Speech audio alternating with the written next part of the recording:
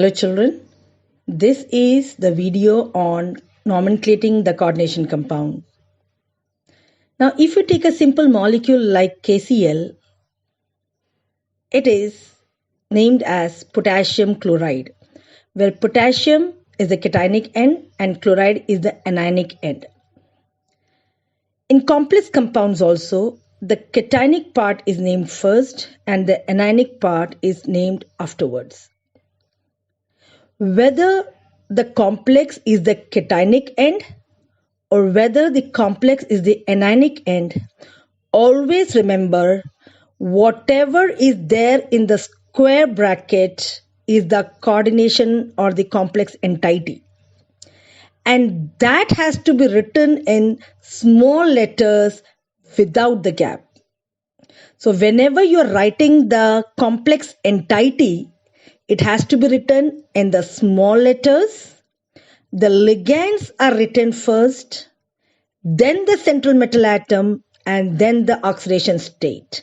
This is the framing of the nomenclature of the complex identity. The ligands, the central metal atom, and the oxidation state. We will see the rules for nomenclating the coordination compounds. The neutral ligands are named as molecule. That means if in your coordination compound neutral ligands are present, they are named as such as if we name a molecule. For example, if CO is there, we name it as carbonyl, NO is named as nitrosyl, then we have ethylene diamine, pyridine, triphenylphosphine. These are the names of the molecules and they are named as such if a neutral ligand is present in the complex compound. If negative ligands are there in the complex, they are named by putting the suffix O, which means if Cl minus is there in the complex, it's named as chlorido, B for Br minus, bromido. These are few examples which you see on the display screen.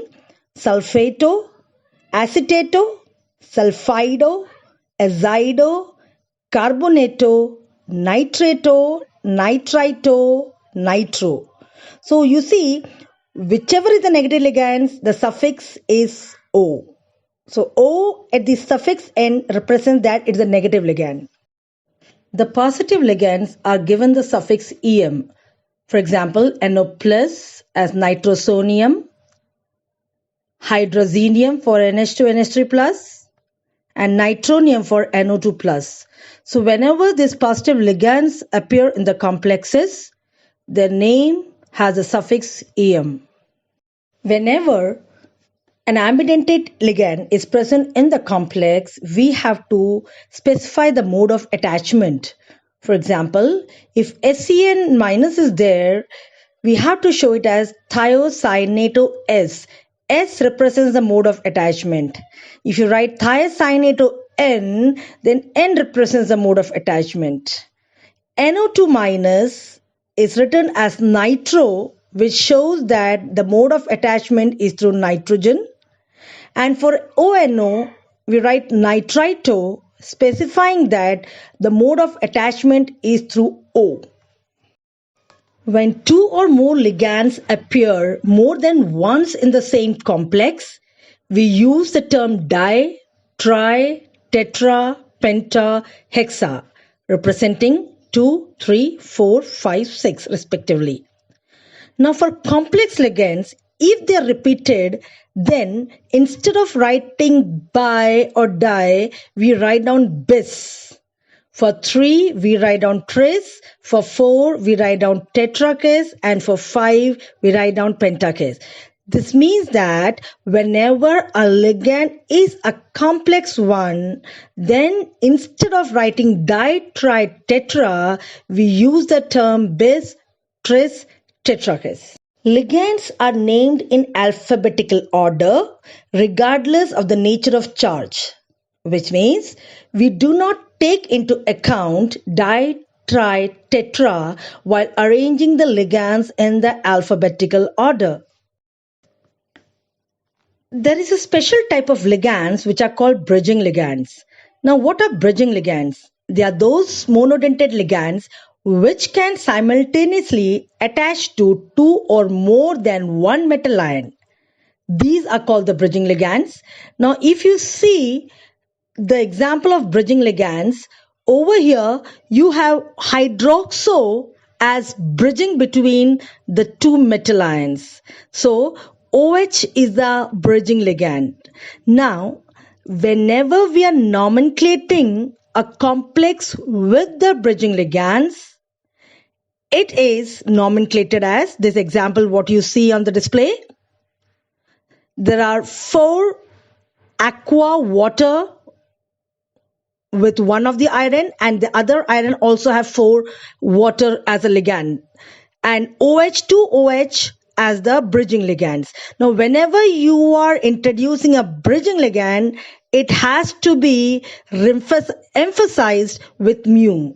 So, it goes as tetra aqua iron 3 dash mu dash dihydroxo tetra aqua iron sulfate. Now, when you see the oxidation state of Fe, it comes out to be +3. So, as you all know, the ligands are named first and then the central metal atom. So, when we proceed from the left side, it is a ligand, then the central metal atom, then the bridging ligands distinguished by a mu sign, and then again the ligands, then the central metal atom and the oxidation state. That means the oxidation state is always written after the name of the central metal atom or ion. Now, after the complex, the counter ion is a simple ion, so we just write down sulfate. So this is one example of a bridging ligand. We have seen how the ligands are named if it's a negative, neutral, or a positive ligand. Now, for naming the central metal atom or ion, in the cationic and the neutral complex, do remember that the central metal atom or ion is described by common name followed by their oxidation state.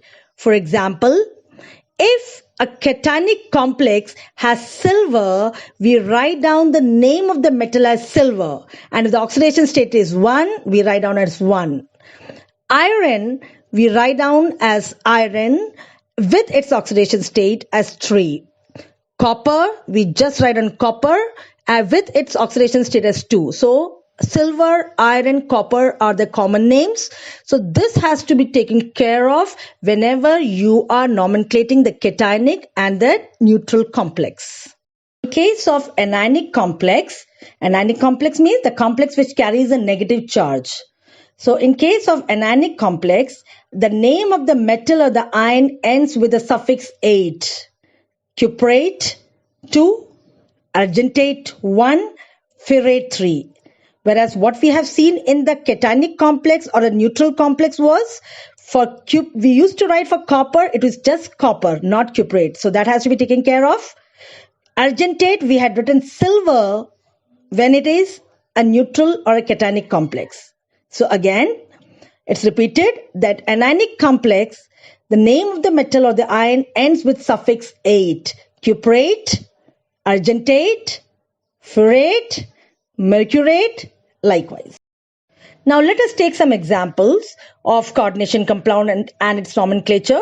The first one what you see on the screen is a cationic complex. It is CuNH3 plus 2. How many ligands are there? It's 4. And the central metal atom is copper. So as you all know, the ligands are named first, then the metal, then the oxidation state. So how many ligands are there? It's 4. So in place of 4, what we write? Tetraamine copper 2 ion. Now do remember NH3 carries double M in its amine end. So it's tetraamine copper 2 ion. It is always necessary to write an ion if it's a complex which carries a charge. Now the next one is FeH2O 6 plus 3. Again, it's an ion. So it's 6 water molecule as a ligand. So water is named as aqua. So it's hexa aqua, iron, 3, iron. Now, iron, we don't write ferrate over here, we write iron because, as we all know, that for the neutral or a cationic complex, the common name of the central metal atom is used. So, we write iron. Next one, COCl2 En whole twice. Now, eliminating the di identity and the bis identity, we have to check in the C, chlorido, and the E for ethylene diamine. So we will emphasize on chlorido C and ethylene E, excluding or eliminating the di and the bis ends, which are used for representing the numbers. So alphabetically, I should write down C first. So it is dichlorido bis ethylene diamine cobalt 2.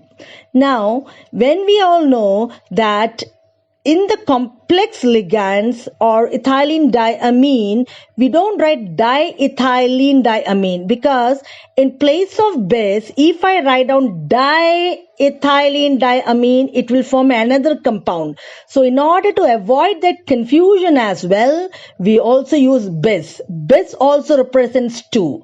So for chlorido, we write down 2 because there are 2 Cl ions and En is a neutral ligand. So there are 2 ethylene diamine. So in place of di, I write on bis ethylene diamine. And the name again is dichlorido bis ethylene diamine cobalt 2. If you check in the oxidation state, it comes out to be 2. The next one is, and here it's a neutral complex. It's a neutral complex. So I do not write ion over here. The next one is an anionic complex. So there are 6 CN ions ligands. So the name goes as hexacyanidoferrate. Now this thing has to be emphasized that metal is iron, but we do write ferrate. As we all know, the suffix is 8 for the central metal atom if it's an anionic complex. So it is hexacyanidoferrate ion. Next one, tetraiodido mercurate 2 ion. The next example is tetrachlorido orate 3 ion. Moving on to the next example, if you look to the screen carefully, there are a number of ligands, which is Cl, ONO, ethylene diamine, 2-ethylene diamine, and then the Cl. Okay. Now, if I ask you to checking the coordination number of cobalt, it comes out to be 6. How? Because ethylene diamine is a didentate ligand. So it has 2 donor atoms. So we are counting for 2 into 2, 4, 5, 6. So there are 6 coordinating sites focusing on to cobalt. So the coordination number for cobalt is 6 over here.